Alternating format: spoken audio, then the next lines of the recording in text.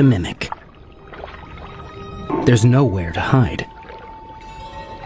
This flounder will rip the arm off an unfortunate octopus. He could change color, but in this exposed spot, it might not be enough. He transforms into such a good likeness of his enemy. He fools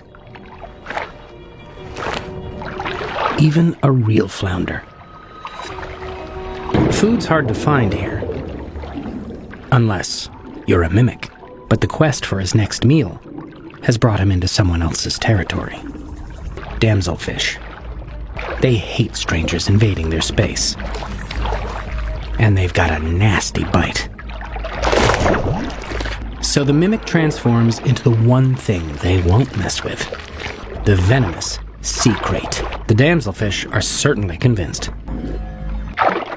Moray eels, groupers, and the reef's most aggressive predator, the venomous lionfish. But the lionfish's fearsome reputation? Now this he can use.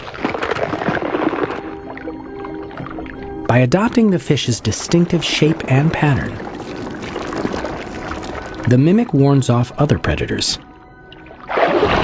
While he may not look exactly like a lionfish to us, it's how he appears to other animals that counts. The patch of coral is now his to hunt.